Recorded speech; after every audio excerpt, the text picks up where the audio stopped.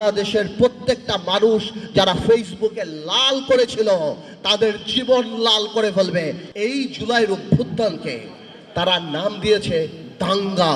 আওয়ামী লীগের ক্ষমতায় থাকার ভিত্তিটা ছিল মানুষের ভালোবাসা না, ভোট না, বরং ভীতি। গত 17 বছর গুম খুন হত্যা করে মানুষকে একটা ভয়ের মধ্যে রেখেছিল, ভীতির মধ্যে। কিন্তু আওয়ামী লীগ উপলব্ধি করেনি যে এই ভীতিটা একটা পর্যায়ে ঘৃণায় রূপান্তরিত হবে এবং ঘৃণা রূপান্তরিত হবে গণ অভ্যুত্থানে। আমি আরেকটা কথা সবসময় বলি, জেল থেকে বের হওয়ার পরে বলেছি, আমি বিশ্বাস করি তাই আমি বলি, আমি একটু স্পিরিচুয়ালিটিতে বিশ্বাস করি, ডিভাইননেসে বিশ্বাস করি।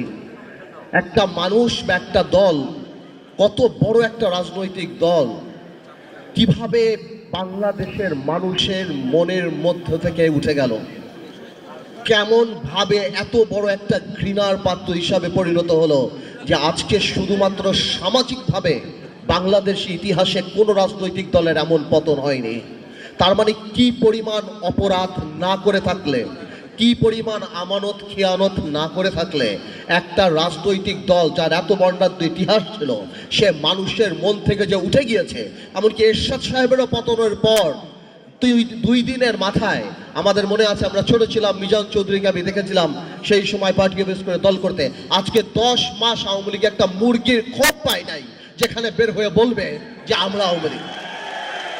এইটা কোনো রাজনীতি না, এইটা আন্দোলন, এটা আল্লাহ নারাজ হয়ে যায়।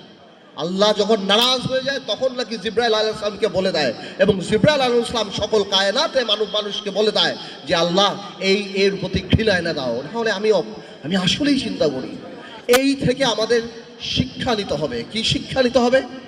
আগামীতে যদি আল্লাহ তাআলা আমাদেরকে দায়িত্ব দেয়, যাদেরকেই দায়িত্ব দেবে, আমাদের আওয়ামী লীগের এই বইটা হাতের সামনে রাখতে হবে, যাতে আমরা জীবনে যাই করি আওয়ামী লীগের মতো মানুষের হৃদয় থেকে উঠে না যায়।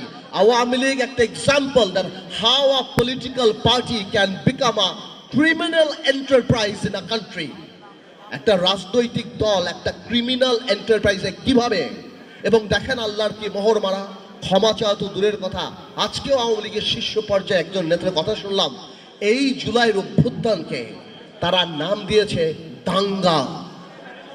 তারা দাঙ্গা বলে আখ্যায়িত করেছে। এটা মানে কি, এই যে মনে আছে যখন আবু সাইদকে গুলি করা হয়েছিল, বলেছিল তারা ড্রাগ এডিক্ট। তার মানে আমাদের এই অর্জন, আমাদের যে স্বাধীনতা, তাদের যে পরাজয়টা, এটা তারা এখনো মেনে নিতে পারছে না। আমি খালি একটা ছোট্ট অনুরোধ করব বিএনপিকে, যদি ইনশাল্লাহ বাংলাদেশ জাতীয়তাবাদী দল সামনে যাবে।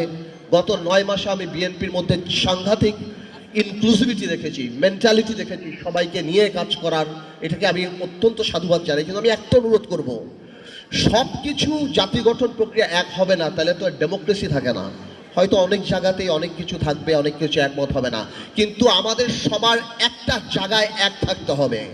কারণ সেটা হলো কি, আওয়ামী লীগ যাতে আর রাজনীতিতে না আসতে পারে। আল্লাহ রিফাইন কেন থাকতে হবে আমি সেটাও বলি।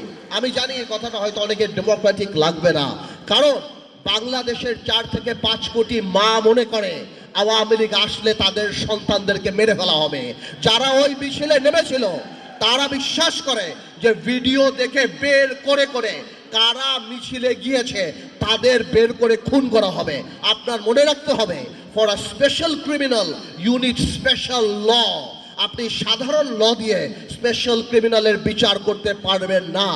আওয়ামী লীগ তার মেধায় রাজনীতিতে বিশ্বাস করে না, প্রতিশোধে বিশ্বাস করে। খুব শীঘ্রই আওয়ামী লীগের আওয়াজ নরম হয়ে যাবে, বলবে যারা উপলব্ধি করেছে আসেন আমরা একসাথে কাজ করি, এরা জঙ্গি। ভাইয়ের আমার, এই ট্র্যাপে পড়বেন না। Awami League is not a political party. বাংলাদেশের প্রত্যেকটা মানুষ যারা ফেসবুকে লাল করেছিল তাদের জীবন লাল করে ফেলবে, ধ্বংস করে বলবে। এই একটা জায়গায় খালি আমরা থাকি, দেন আওয়ামী লীগের ব্যাপারে পুরা জাতি আমাদের একসাথে থাকতে হবে। আমি আবার আন্তরিকভাবে ধন্যবাদ জানাচ্ছি এই ধরনের অনুষ্ঠান করার জন্য। আমরা আন্তরিকভাবে আমরা সারা বাংলাদেশে দোয়া করি যে এই জুলাই আগস্টে যারা আত্মত্যাগ করেছেন এবং গত 17 বছরে বিএনপি থেকে আরম্ভ করে, জামাত ইসলামী থেকে আরম্ভ করে, অন্যান্য রাজনৈতিক দল থেকে আরম্ভ করে, আমাদের রাজনৈতিক দল বাংলাদেশ জাতীয়তাবাদী থেকে আরম্ভ করে যারাই জেল খেটেছেন, নিহত হচ্ছেন, সবার আত্মার মাগফিরাত কামনা করছি। ইনশাল্লাহ নতুন স্বপ্ন আমরা দেখব, নতুনভাবে দেখব। আমাদের মধ্যে বিভেদ থাকতে পারে, রাজনৈতিক দ্বিমত থাকতে পারে, কিন্তু আগামীর বাংলাদেশ ইনশাল্লাহ তারেক রহমানের নেতৃত্বে হবে স্বপ্নের বাংলাদেশ।